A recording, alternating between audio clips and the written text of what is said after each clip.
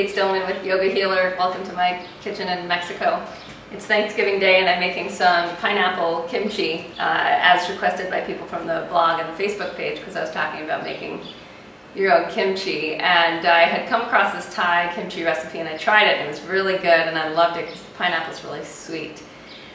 You can actually buy cool designer kimchis now in natural food stores, and fermented foods, for those who aren't really hip to the gut bacteria thing, basically you want to have fermented foods in your diet, small batch fermented foods.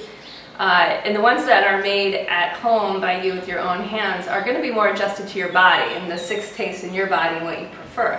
So what I discovered with making a Thai type of kimchi with pineapple in it is the sweet taste from the pineapple was really attuned to my palate. It's just a lot yummier. So what I have here, in Mexico they don't have Napa cabbage, they have regular cabbage, so I always just use what's around and what's more local. This climate is pretty similar to the one in Thailand, so there's lots of stuff like cilantro, lots of the different spicy peppers, ginger, more peppers. And if you don't have all this stuff because you're living in a colder northern climate, you can always just buy Thai curry paste. And this is from the health food, this is from a Thai food or an Asian food store. It's much cheaper than buying it from a natural food store. A natural food store you can get like a little tiny jar from Thai Kitchen that's like $5. And this whole like 1 pound bag of green Thai curry paste will probably cost about $5 in an Asian grocery store. And it's got great ingredients, no like gross preservatives, they just use salt to preserve. So when you make kimchi, all you do is basically it's like making sauerkraut. And for those who haven't made sauerkraut either, you just chop up, slice up a bunch of cabbage, combine it with some salt, massage it in a bowl. I like to get like a big bowl out, and in general, I make like a heaping amount and I massage it down into something that'll fit into about a quart-size jar. Like I use one of those 1 quart jars, which they don't have in Mexico, so I'll be using a Ziploc bag to just punch it all down. Okay, so the first thing, this is a huge amount of cabbage, so the first thing I'm going to do is cut it in half and core it and slice it. And my 5-year-old's not here right now, but she's actually become a pretty good cabbage massager. It's nice if you live with other people who eat your kimchi to get them to massage, because that's really the part that takes the most time. The chopping's not that bad. There's some parts of this you can see that are brown. I'm going to cut those off, but it's really interesting. In the podcast interview you can hear with Sandra Katz on the yogahealer.com podcast, which is just yogahealer.com/podcasting. If you go there, you can listen to this cool talk with me and Sander, and he's the fermentation guy. He wrote The Art of Fermentation and Wild Fermentation, and he knows a lot about it. And he's kind of like a geeky researcher type. And what he was saying is, in some research, they've seen that you can take vegetable parts that are like actually bad, like those brown parts that I just cut off, and they can turn good again. It's so funny. But unlike most processes with food that just go into decay, and in the fact, like this is obviously like it was a living plant that's now in decay, the good bacteria will actually they can actually like basically kill the bad bacteria, and so that what's rendered is something that's not only not going to harm your body, but is going to replenish the good guy microbes in your gut. So I'm just slicing this. You can do it with different size chunks. With Napa cabbage, if you're doing like a traditional kimchi, you might slice like pretty big chunks, like something more on the lines of this. This is more Napa style, and then you might cut that in half. It all depends how you like your fermented vegetables. Having vegetables cut in different sizes and shapes actually encourages like different rates of fermentation, so it'll all be fine. What my experience with making fermented vegetables is, you can't really screw up. It's just basically if you put a bunch of salt on a bunch of fermented vegetables and you massage them to release the liquids from the cell walls. So there's all this liquid between the cell walls, and the cell walls, cellulose, is holding the liquid in. we're just trying to get that liquid out. So we massage it. At home, sometimes I use like a pounding tool, just trying to put some love into the vegetables and get the juices out. And you'll see really quickly as I do this, the volume just got cut in half. So if I keep doing this, I'm going to take all the air out, and I'm just going to be left with like a puddle of mushy and soft cabbage. And as you do this, you can break up the parts of it. And usually massaging will take like a good 5 minutes. So for about a quart-sized jar, you can see this is an enormous cabbage that was really solid. Napa cabbage has a lot less density to it. There's a lot more water weight to it than this. So you probably you'll probably use less of a dense cabbage like this than you would of a Napa cabbage. And what I found too is, like, if it doesn't all fit in one glass jar, then you just put the rest in the next one, in the next glass jar, and you have extra. And when you have 2 batches going like that, then you can start to really tailor it to different body types and different tastes. So you could try making one kimchi super spicy and hot for the people that need a lot of pungency in their diet, people that have a lot of mucus in their constitution or a lot of density in their body without heat inflammation. So traditionally in Ayurveda, the more kapha types can have a much spicier kimchi.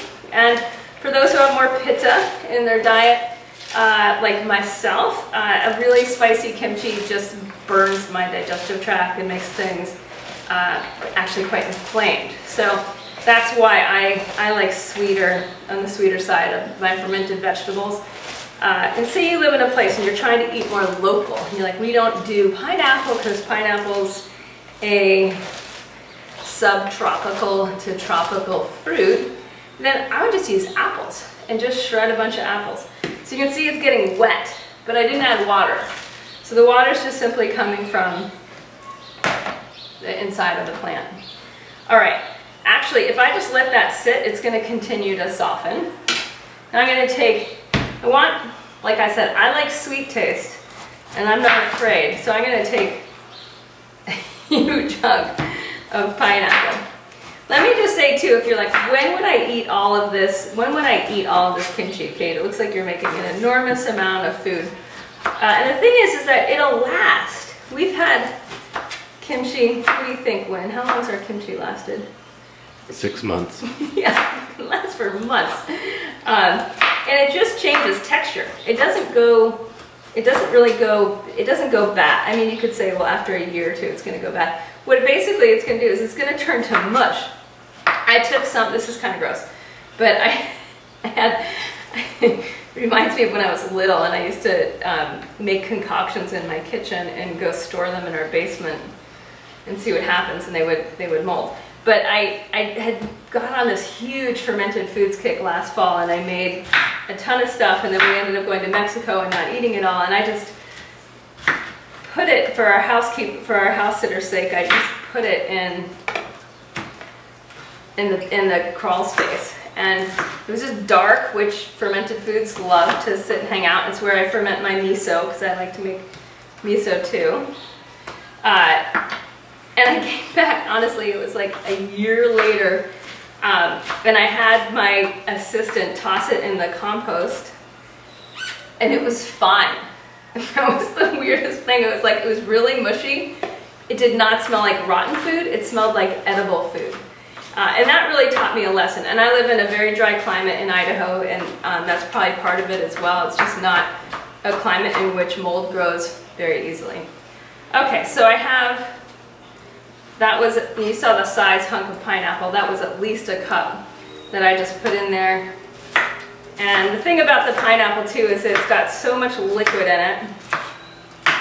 It's going to make it a much juicier kind of a, it's going to help soften up the cabbage too, just because of all this juice and moisture when I massage it in.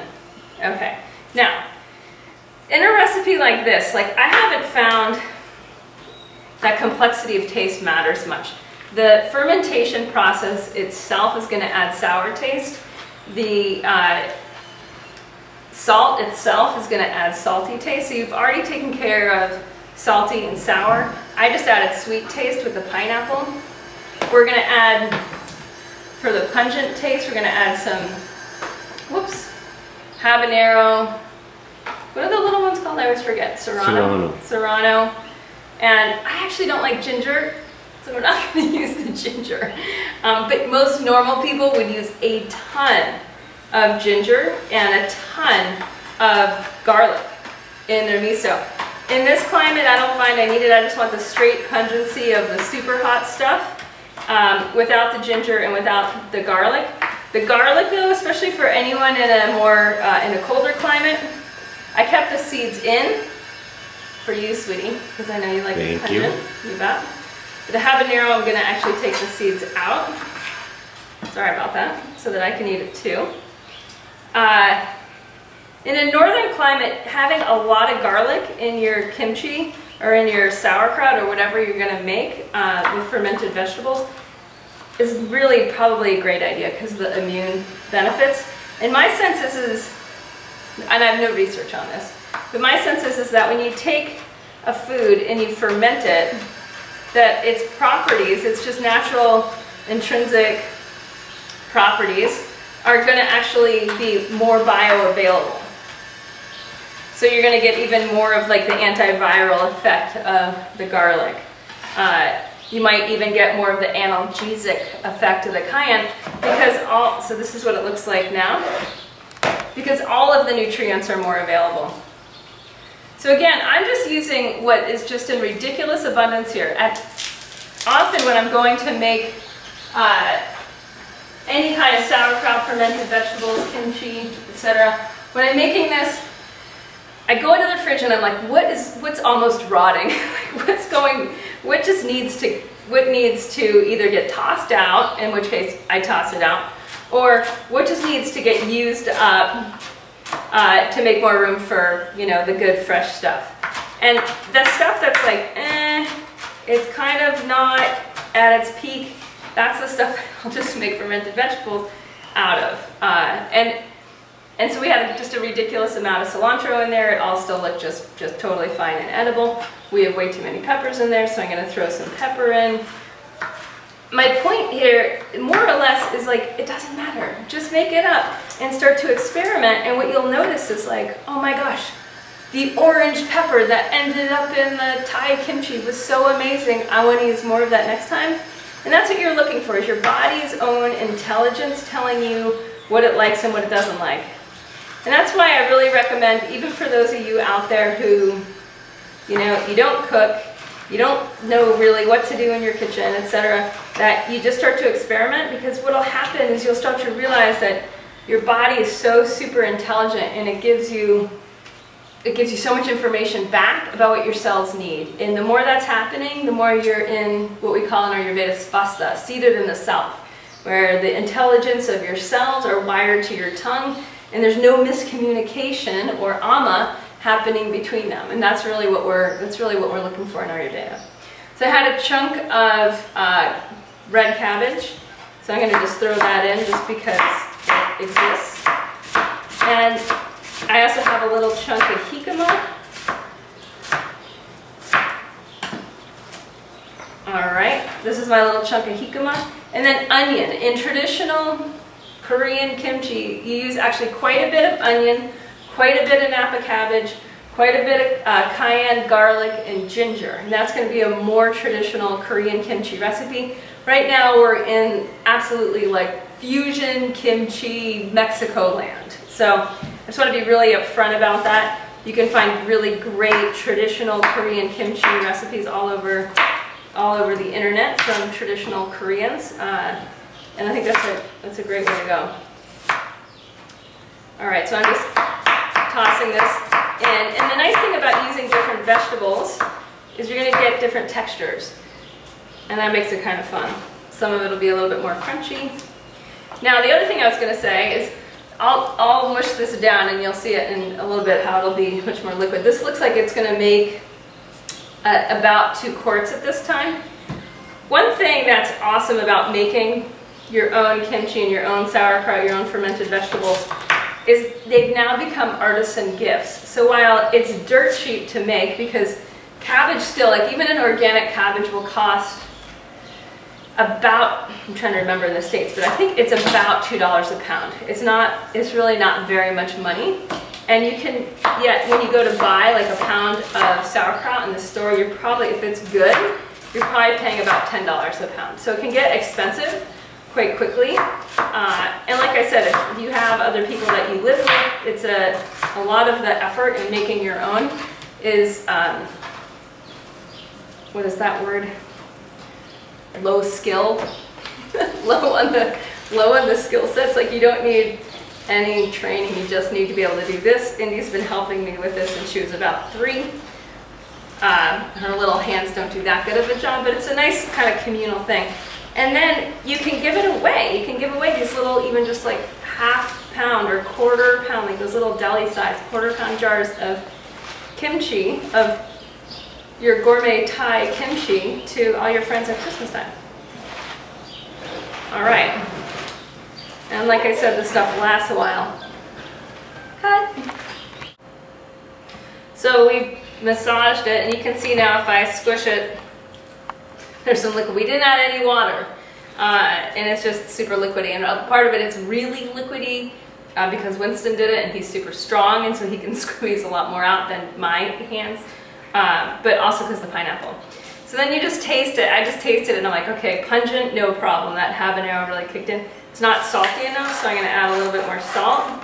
And there was some of the sour taste is not there yet because it's not fermented, but I did go ahead and add some lime juice. Now at this point, this is a slaw.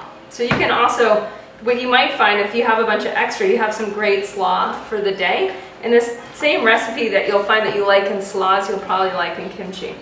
Okay, so now what we're going to do is this packing part where you're trying to, you fill it up, but you punch it down as you're filling it up. So I'm going to fill it halfway down, and then I've got to punch it down to get, I'm trying to get all the air out and the liquid on top. I'm going to do that again.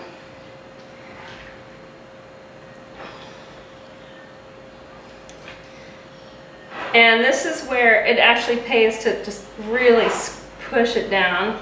And you'll see the little air bubbles in there, and you're trying to get those out because where the air touches the vegetables, that's where they rot, right? That's the process of oxidation.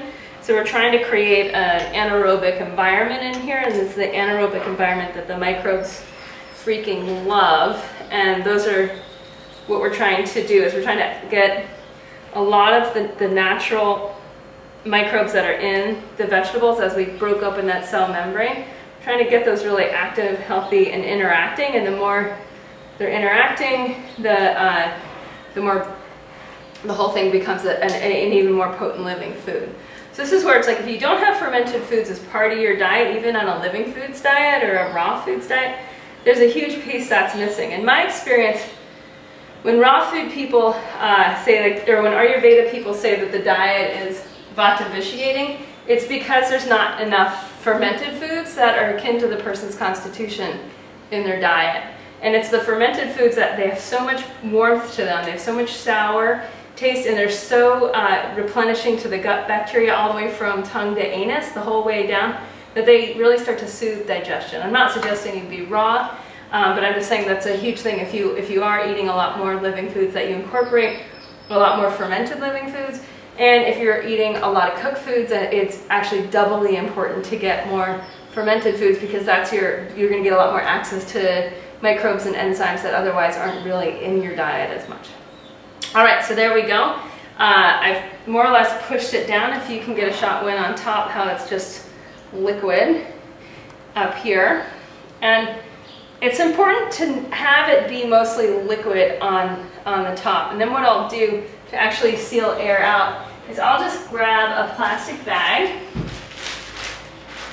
and just push it in. Oops, more liquid coming out. This is like the more liquidy kimchi because of that pineapple.